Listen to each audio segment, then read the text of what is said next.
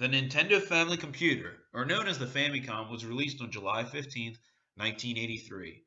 The release had three of Nintendo's hottest arcade ports at the time: Donkey Kong, Donkey Kong Jr., and Popeye.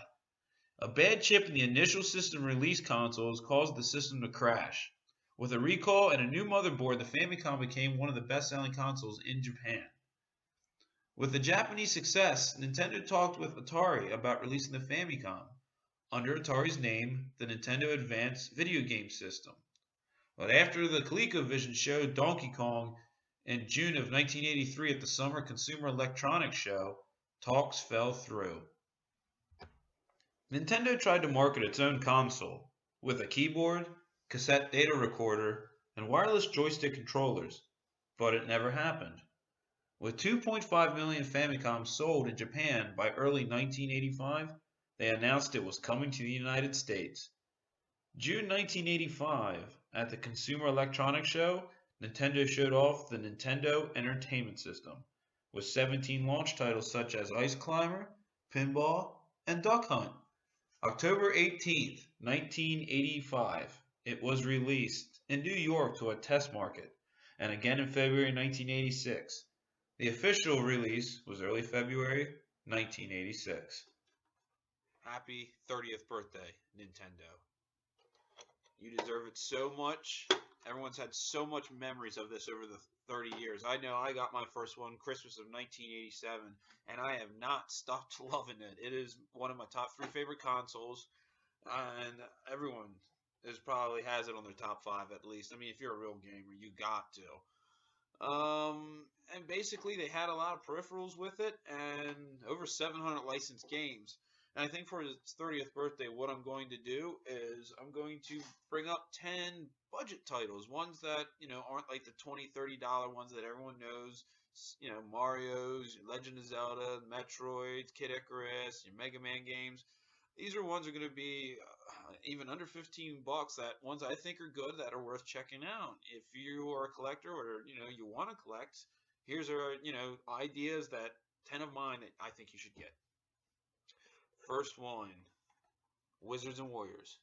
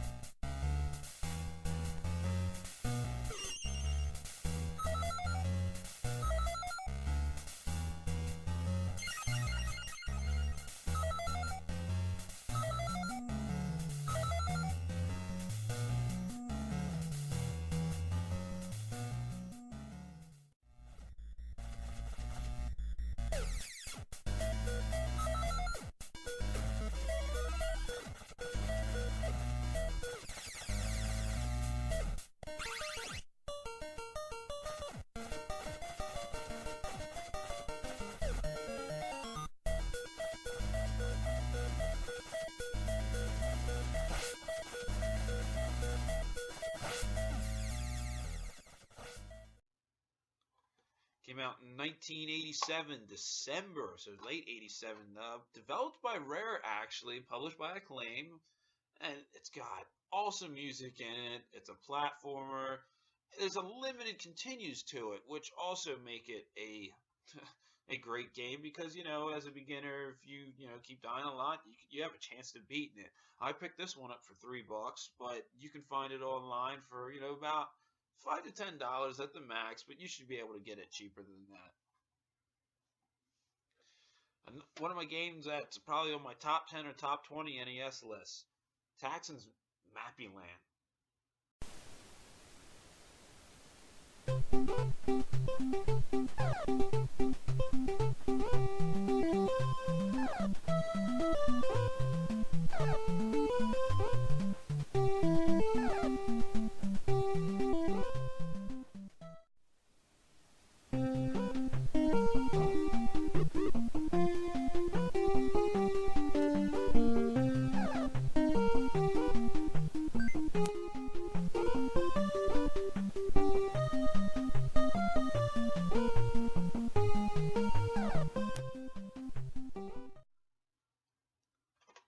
Came out April of 1989, and it's kind of like a platformer with slight little puzzle mechanics in it. Because in certain stages you have to go in house to find like certain items to get past the stage, or the last of you have to collect like 6 items to pass the stage. And some fun music. It's colorful. The controls are okay, and it's all around good time. Russian Attack.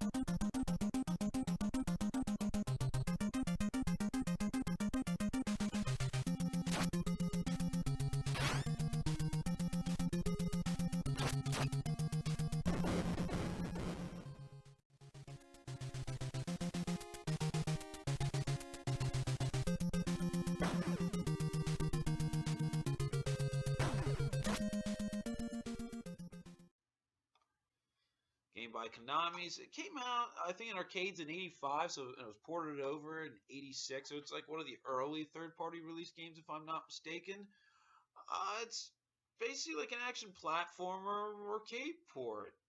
Controls are tight. It's an easy game to pick up and play. It's just one of those decent arcade games that NES put out, and you can easily find it for about $6 to $9. Nine's a little on the high side. There's one a lot of people I don't think bring up a lot. Tecmo World Wrestling.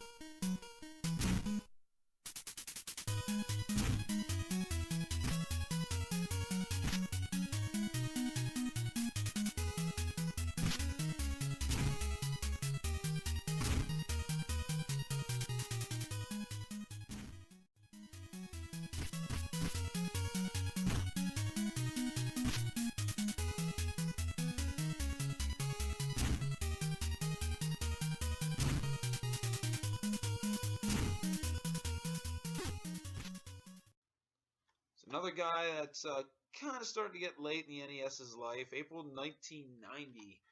And it's a wrestling game. What do you expect? But what's cool about it is when the enemy gets down in low health, they get like a close up into them when they go to do a finishing move or a special move. And it's a couple segments in, and just the way that the NES pulls it off, it's awesome.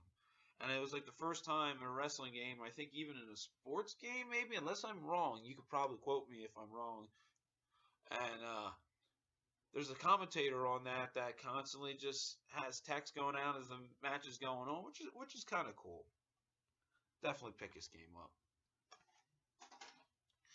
And here's one that a lot of people, if you're a fan of NES but never played of it, you at least heard of because of the Konami code. Here's Konami's Gradius.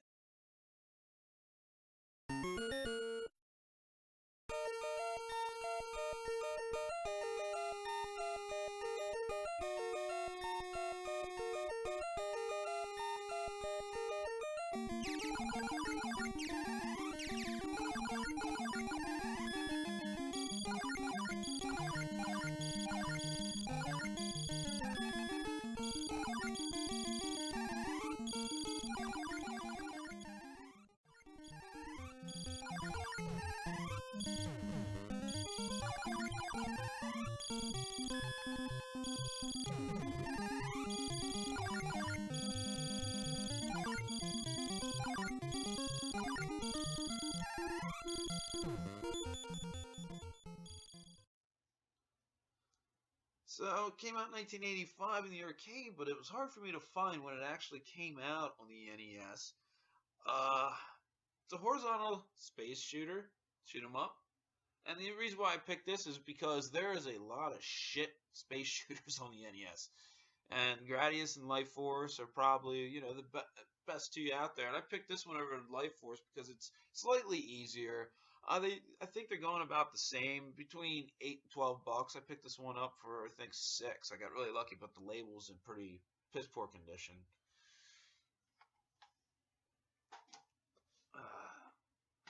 July 1987, Tecmo's Ragar.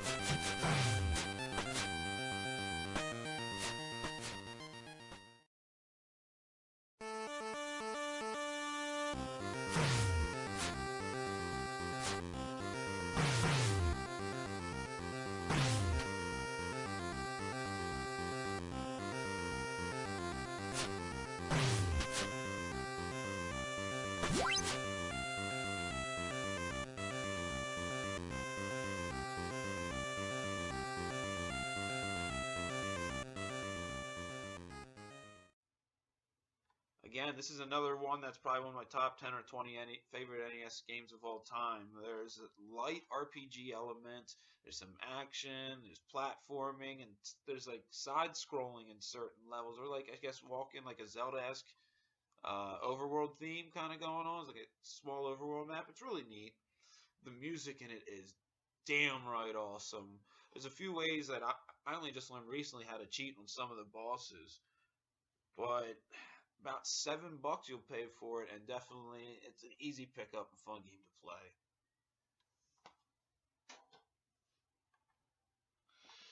And then, when you're talking about NES, you're going to run into some of the good old light gun games. Everyone's heard of Duck Hunt before, and I'm sure this one might not come as any surprise to anybody. Taito's Operation Wolf.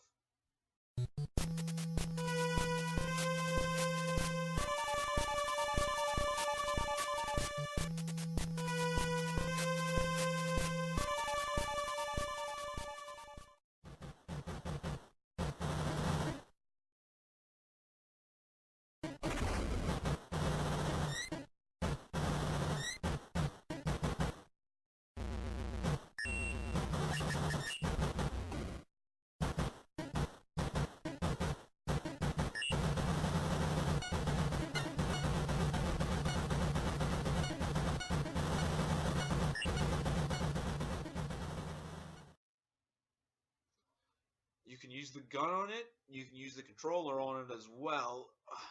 And it's, there's not too many first-person shooters, but for the NES, this is pretty fast-paced. And it's very accurate. It came out about 1989. It's basically the port of the arcade. You should be able to pick it up for about $10, but it's just weird that that was like the asking price because I got this for $2. Yeah.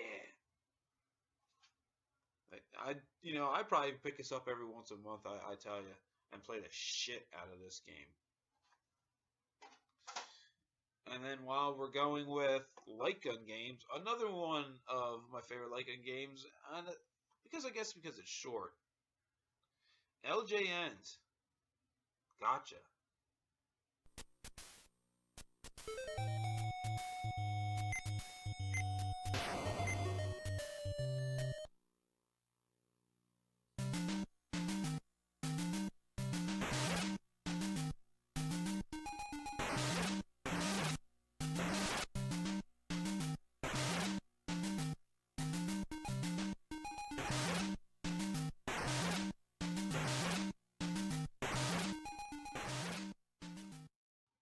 Came out in November 1987, and of course it's a light gun game, but what it actually is, it's like a paintball simulator, which is cool. And you hold the control, and your screen moves left to right when you hold the directional pad down, and then you aim with your gun. And there's 4 different scenes. There's like an urban city. You're in the forest for the first one. And there's like a snowy area for the third. And I don't remember what the fourth one is. It's been a while. But again, this is one you're going to find for like $2 to $5. So this is something that's easy to pick up. Again, this one you definitely need the light gun. You cannot use just a controller, unlike Operation Wolf. Bump and jump.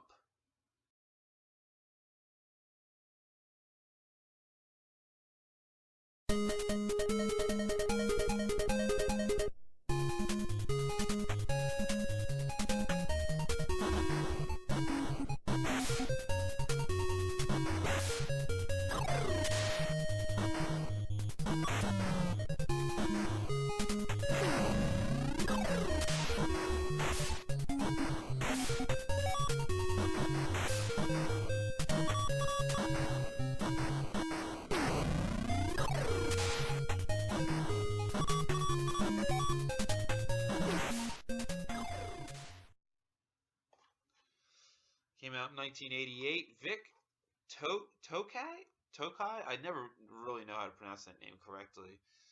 It's a vertical driving game. And you're just driving down the street a little bit. And you can jump up, jump on top of cars. It's a very simple concept. And it's one of those games you can pick up and play for 10 minutes and put down if you have to. I think this is another port of an arcade. And there's some okay tunes in it. Some of it get a little bit of annoying after a while, but it's just fun and easy gameplay, and it's a simple game. A lot of people can play it. It doesn't take much skill for it, and it's just weird because in a couple recent years, this cart did go up. It was like a $4 or $5 game, and now it's up to about $9-10. I paid $6 for it, and I've had this for about 3 or 4 years.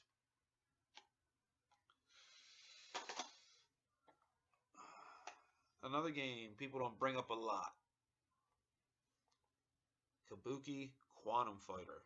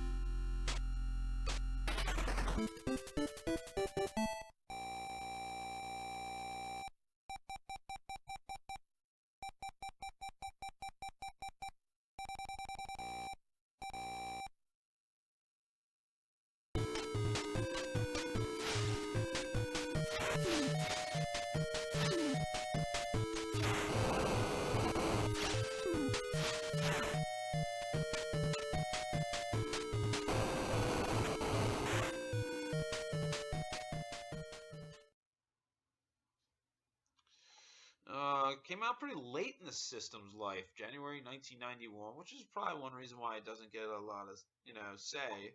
Well, it was made by HAL of America, HAL Laboratories or whatever. That's pretty cool. And it's a 2D action platformer. It definitely rivals in the hardness of Batman. At least that's what my opinion of it. It's definitely awesome. It's a little different. It's about some dude who goes in the digital world or something in computers, and and this is going to be one of the more expensive games that are on this list at about $8 to $12. I got this for $6. So I got lucky with it, but yeah. Well, let me take a sip of that natty ice.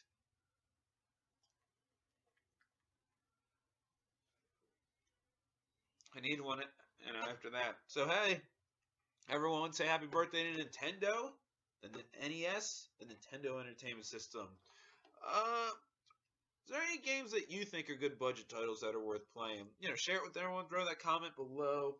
Slap a like on this. And everyone keeps saying, throw a comment down below for happy 30th birthday, Nintendo.